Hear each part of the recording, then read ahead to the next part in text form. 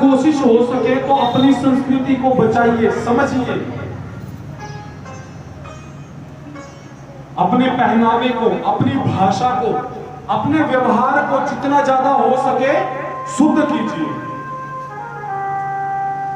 हमारा भागवत जी करने का प्रयोजन आप सभी को भगवत तत्व का ज्ञान देना तो है, लेकिन साथ में अपने धर्म के विषय में ज्ञान देना भी है। समझिए कि हम कौन हैं। भैया सबसे उत्तम बात बताएं, सनातन धर्म के अंदर, जिस धर्म के अंदर हमारा जन्म है, इससे उत्तम कोई धर्म नहीं है। और मात्र हमारा सनातन धर्म ही आज्ञा देता है कि जो भी प्रश्न हो वो कर सकते हो। मन की जब तक संतुष्टि ना हो तब तक आप देव पूजन ना करें। हर प्रश्न का उत्तर हमारे सनातन धर्म में आपको मिलेगा, हर प्रश्न का उत्तर आपको मिलेगा। ये जबरदस्ती नहीं है कि जो करना है तो करना है, मानना है तो इसको ही मानना है। आप सोमवार को मंदिर जाते हैं, अच्छी बात है, मंगलवार को जाते हैं, अच्छी बात है, बुधवार को जाते हैं, अच्छी बात है, जिस दिन जाते हैं उसी दिन अच्छी बात है। हमारे वाले कहते हैं कि यदि भैया आपके पास भगवान जी के लिए 1 मिनट का भी समय हो तो आप 1 मिनट का समय दीजिए। 1 मिनट का समय भी ना हो तो राम नाम बोलकर कुछ सेकंड दे दीजिए, लेकिन दीजिए, किसी भी माध्यम से दीजिए। सिर्फ सनातन धर्म में ऐसा है कि व्यक्ति को सभ्यता से रहना सिखाया जाता है, सभ्यता से व्यवहार करना सिखाया जाता है।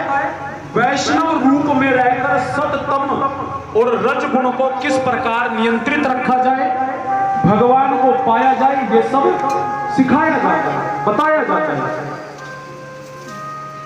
अन्य धर्मों में महाराज जी डंडा लेकर चलते हैं, पीछे पीछे करना है तो करना है। अब क्यों करना है ये नहीं पता, करना है, क्यों नहीं है यूं ही है। लेकिन हमारे वाले में यदि क्यों है तो उसका उत्तर भी है।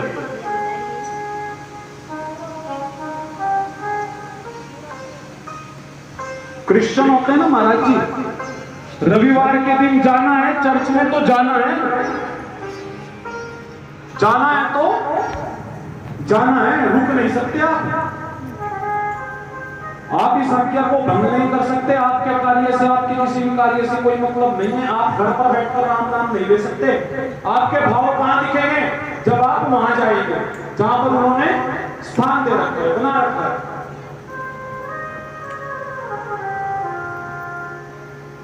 ऐसे ही महाराज जी हमें किनसे सीखना चाहिए? इनसे सीखना चाहिए ना कि नियमबद्ध है, नियमबद्ध है कि हाँ जाना है तो जाना है। ऐसे जो हमारे मुस्लिम भाई होते हैं, शुक्रवार के दिन कहते हैं ना जुमे की नमाज पढ़ना, पढ़ते हैं तो पढ़ते हैं, नियम है तो नियम है। हम लोगों के क्या नियम है, क्या अपनाते हैं हम जिंदगी में धर्म के प्रति, किस मार्ग पर हम लोग निकले हुए हैं, क्या सिखा रहे हैं बच्चों को? कल पछताने से कुछ नहीं होगा यदि महाराज आज संभाला नहीं गया। कल पछताए हो तो क्या,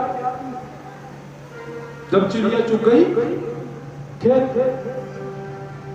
हमारे घर से हमारे पुत्र, हमारी पुत्री यदि धर्म के प्रति आचरण ना करे, व्यवहार ना करे, और कल कोई समस्या खड़ी हो जाए ना तो महाराज जी फिर कहीं मुंह दिखाने लायक नहीं रहता कोई।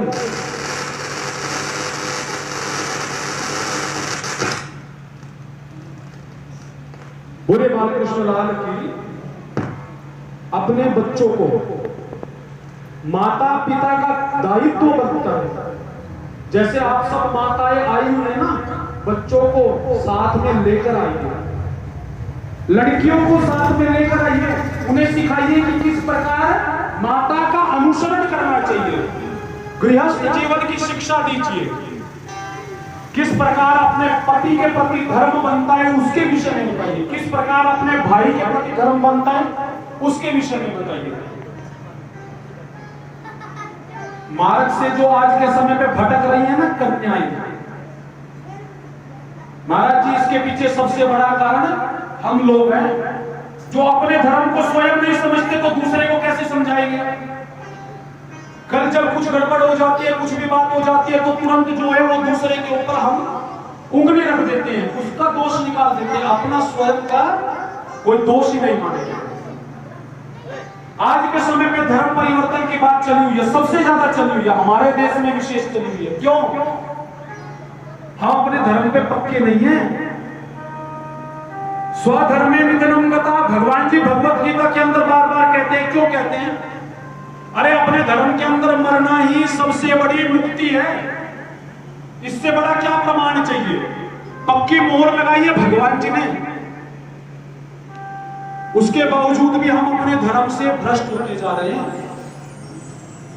मेरी बात का बुरा मत मानना देवियों, लेकिन मैं सत्यता कहता हूं, पिछले 6 दिन से कथा कह रहा हूं, उसके बावजूद भी देखिए क्या है, कितने व्यक्ति, क्या यही व्यक्ति है गांव में जो भागवत जी को सुनने के अधिकारी है? क्या योग्यता है? गांव के अंदर भागवत जी हो रही है, गंगा बह रही है, गंगा। प्रयागराज जी के अंदर जब कथा थी, मैंने आपको पहले भी बताया हो भैया, 50-50 किलोमीटर दूर से भी व्यक्ति 10 दिन पहले तक देखने के लिए आए थे कि स्थान कौन सा है जहां भागवत जी होने जा रही है, ताकि कल आने में दिक्कत ना हो। 50-50 किलोमीटर दूर से व्यक्ति 7 दिन, दीपावली पे कथा थी, दीपावली वाले दिन भी कथा हुई थी, 2 वर्ष पहले की बात है। दीपावली वाले दिन भी कथा थी, दीपावली वाले दिन भी इतनी भीड़ थी कि महाराज जी जहां तक देखी वहां तक व्यक्ति बैठे हुए थे। क्या आस्था है हम लोगों की धर्म के प्रति, यहीं से पता लग जाता है कितनी सोच है हमारी और होनी कितनी चाहिए। जब तक स्वयं का कल्याण ना हो, किसका कल्याण कर देंगे? कोशिश कीजिए, स्वयं को सुधारिए, आने वाली पीढ़ी को सुधारिए, बच्चों को साथ में लेकर चले। जब भी मंदिर जाए, जब भी धर्म के स्थान पे जाए, जितना ज्यादा हो सके बच्चों को साथ में लेकर चलिए। चाहे महाराज जी बच्चों को दिखाना भी हो, दिखाकर दान दीजिए, दिखाकर धर्म कीजिए। बताइए उसे कि गौ सेवा किस प्रकार होती है, ब्राह्मण सेवा किस प्रकार होती है, संत सेवा किस प्रकार होती है, किस आसन में बैठकर हमें भोजन ग्रहण करना चाहिए, किस प्रकार हमें बड़ों की सेवा करनी चाहिए। लेकिन आज के समय पे क्या हो रहा है? क्या हो रहा है आज के समय पे? सत्यता बताता हूं। एक बेटी और एक मां एक कमरे में बैठी हुई है, आपस में किसकी चुगली कर रही है? जो उस बेटी की दादी जी बाहर बैठी हुई है ना, उसकी। क्या सिखा रही है? एक बेटी की शादी हो जाती है तो माता क्या सिखाती है आज के समय पे? अरे बेटी, अगर तेरी सास तेरे साथ ना बोले ना तो कोई दिक्कत नहीं है, तू भी मत बोलना। तेरी जेठानी तेरे साथ नहीं रहना चाहती, कोई दिक्कत नहीं है, सब कुछ अलग कर दे, 1 मिनट से पहले कर दे। वो 2 भाई जो आज तक साथ रहते थे उन्हें 1 मिनट में बांट दे। ये सिखाती है आज की माता। यही सत्यता है जी, कड़वाई जरूर है लेकिन सत्य है। और जब से हमने इन सब चीजों को अपने जीवन में अपनाना शुरू किया है, दुखी तभी से आना शुरू हो गया। 1 मिनट के लिए भी हम सुखी नहीं है। हर व्यक्ति इन्हीं बातों से दुखी है। महाराज जी, मैं गृहस्थ जीवन से दुखी हूं, मेरी बेटी दुखी है, मेरा ससुर दुखी है, मेरा बेटा दुखी है, बहू अच्छी नहीं मिली, उधर घर वाला उसे अच्छा नहीं मिला, मैं तो दोनों तरफ से दुखी हूं। तेरे तो दोनों अच्छे हैं, उन्हें दोनों अच्छे नहीं मिले।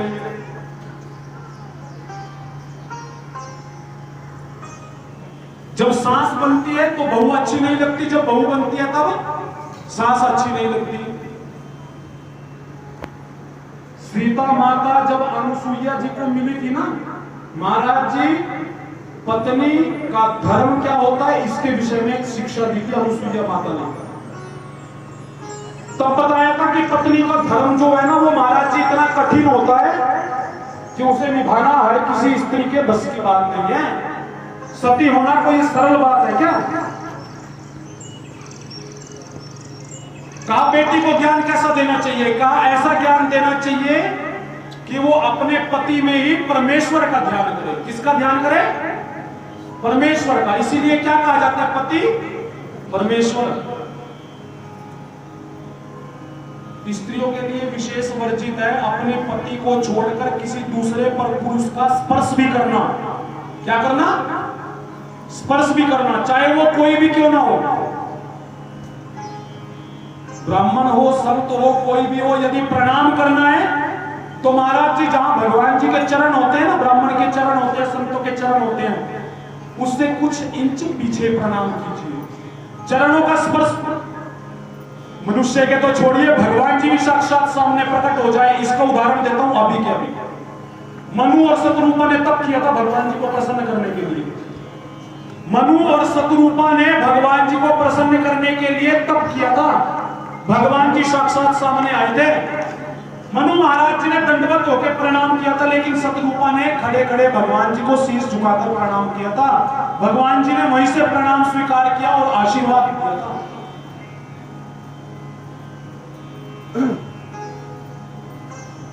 ये होती है मर्यादा। महाभारत से पहले ये पर्दे वाली मर्यादा नहीं थी। सर पे पल्ला होना जरूरी है, अच्छी बात है।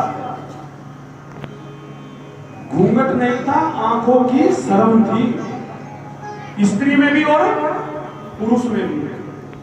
समय बीतता गया, कलयुग का पहर बढ़ता जा रहा है, ये शर्म